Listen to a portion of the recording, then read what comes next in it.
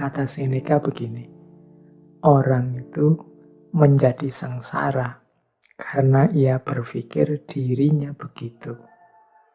Begitupun dengan bahagia. Jadi, pertama Seneca ingin mengingatkan pada kita, bahagia atau tidak itu tergantung pemikiran kita tentang diri kita. Kunci pertama itu sama sekali tidak ada hubungannya dengan hal-hal di luar diri kita. Kuncinya tentang anggapan kita, pikiran kita terhadap diri kita. Sepahit apapun situasi, separah apapun kondisi, kalau kita menganggap, aku masih bahagia kok, aku masih bersyukur dengan situasi seperti ini, aku ini masih tergolong orang yang beruntung loh. Jadi aku harus tetap bersyukur dan bahagia. Loh, itu ya kita bahagia. Meskipun situasinya sebenarnya tidak terlalu sedih, tidak terlalu mengenaskan, meskipun hanya kesulitan kecil saja dalam hidup, tapi kalau kita merasa, wah, hidupku ini malang sekali, hidupku ini menyedihkan sekali, salahku apa kok Allah mengujiku seperti ini, ya jadilah kita orang yang tidak bahagia. Meskipun mungkin sebenarnya ujiannya hanya kecil saja. Sebaliknya, orang yang ujiannya sangat berat, tapi menganggap, aku masih bahagia. Masih banyak orang yang lebih malang dari aku, lebih sedih nasibnya dari aku. Aku masih tetap harus bersyukur pada Allah. Oh, itu pun dia masih orang yang bahagia. Jadi bahagia atau tidak itu tergantung anggapan kita, pikiran kita tentang diri kita. Tidak tergantung pada hal-hal di luar diri kita. Apapun situasinya. Jadi bagi teman-teman yang ingin bahagia, ayo dimulai sekarang. Tidak usah nunggu nanti, tidak usah pakai disarati macam-macam. Saya akan bahagia Pak kalau lulus, saya akan bahagia Pak. Loh, bahagia sekarang tidak nunggu lulus juga bisa kok. Alhamdulillah, skripsiku sudah memasuki tahap akhir.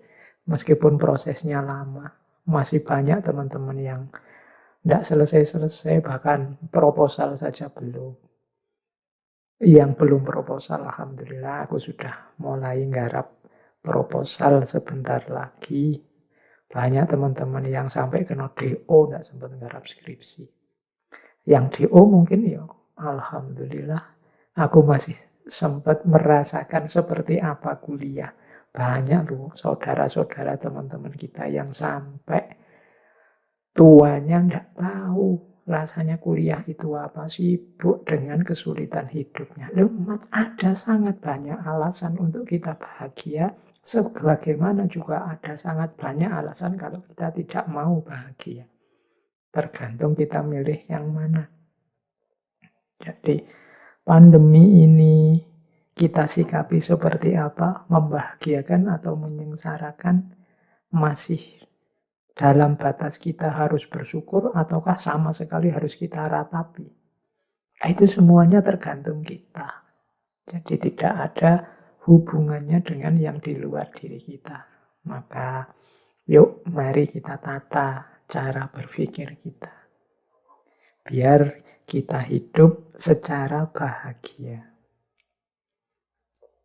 Kemudian ada rumus yang kedua, kata Seneca begini, kehidupan yang bahagia adalah yang sesuai dengan sifat alaminya.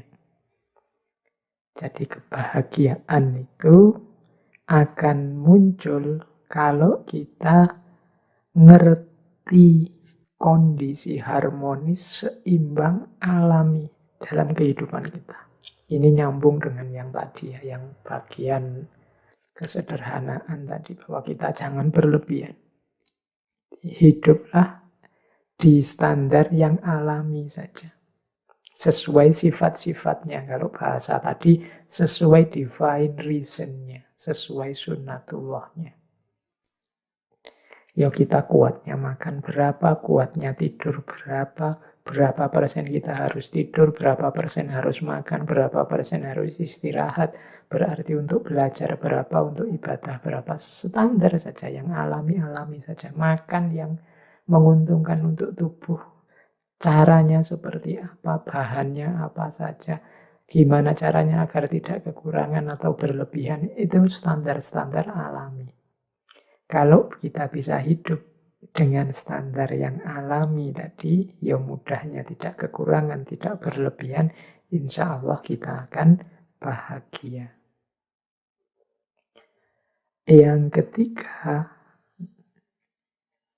kata Seneca begini, berbahagialah mereka yang dapat bertahan di saat menerima keberuntungan dan ketidakberuntungan. Jadi, mental ketiga yang melahirkan kebahagiaan adalah penerimaan. Di antara sumber ketidakbahagiaan kita adalah kita tidak terima dengan situasi yang padahal sudah nyata kita hadapi. Kita tidak mau ngaku, kita tidak mau menerima bahwa oh iya, sekarang memang situasinya seperti ini. Oh iya, sekarang memang kondisinya begini. Mari kita terima dulu kenyataan hidup, kalau orang Jawa menyebut kasunyatan. Mari kita terima dulu apapun situasi yang memang sudah jelas kita hadapi. Ini akan membuat kita bahagia. Bahwa untuk selanjutnya, wah saya harus mengubahnya jadi lebih baik. Saya harus memperjuangkannya agar lebih berkualitas, monggo. Tapi pertama-tama, mari kita terima dulu apapun situasinya. Jadi, kalau bahasa psikologisnya, jangan denial, jangan menyangkal. Kalau memang faktanya sudah terjadi, bukti nyatanya sudah kelihatan, yuk kita terima. Biar tidak gelisah jiwa kita, tidak bingung. Jadi, apakah itu jenisnya keberuntungan atau ketidakberuntungan? Ini lebih kondusif untuk kebahagiaan hidup kita. Dibandingkan kalau kita menolak terus, kita curiga terus, kita membantah terus, tidak terima terus. Itu secara psikologis tidak kondusif. Membuat kita tidak bahagia. Akan lebih baik kalau kita terima. Pak, kalau kita dibohongi, akhirnya gimana, Pak? Ya enggak apa-apa, kita akui saja bahwa kita memang dibohongi. Besok semoga saya enggak dibohongi lagi, berarti saya harus belajar. Itu lebih membahagiakan.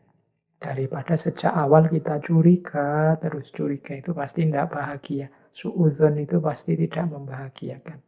Kemudian hasilnya memang dibohongi, terus marah-marah. Ini juga tidak membahagiakan.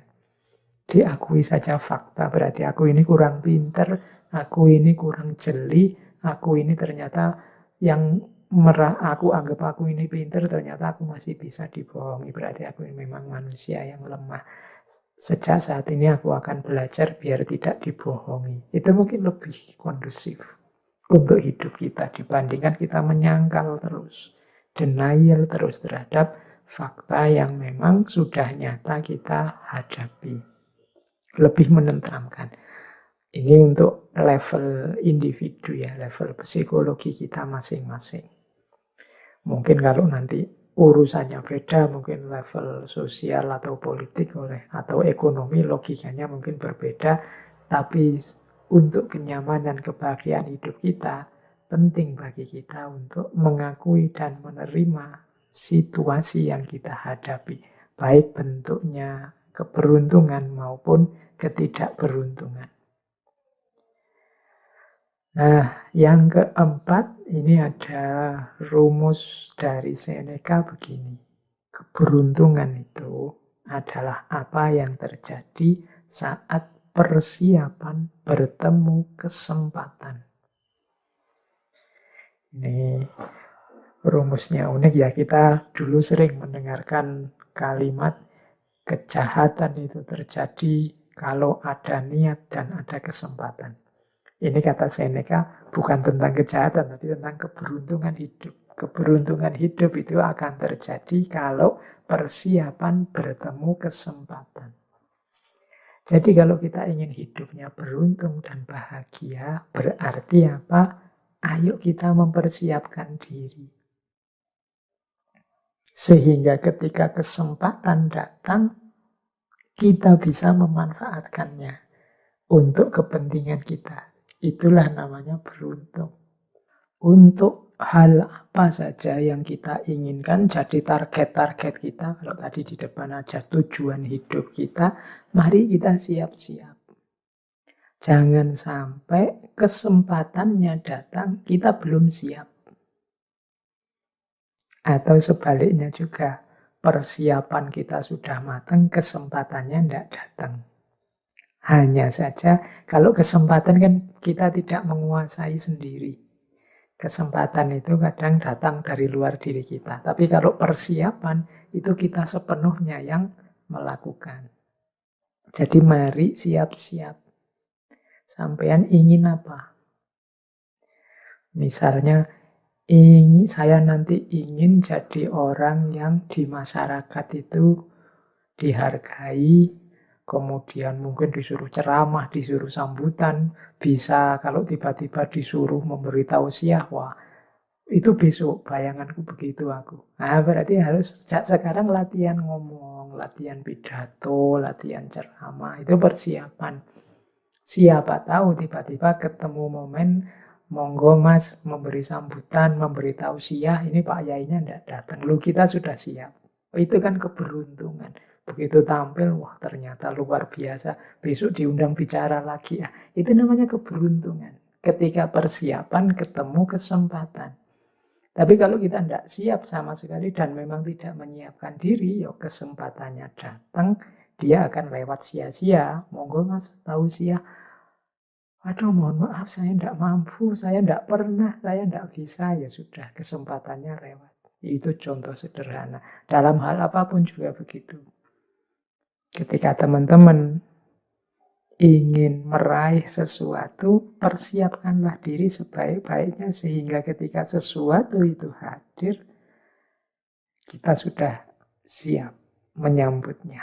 Itulah kuncinya hidup bahagia. Jadi beruntunglah kita yang ketika kesempatan datang kita sudah siap.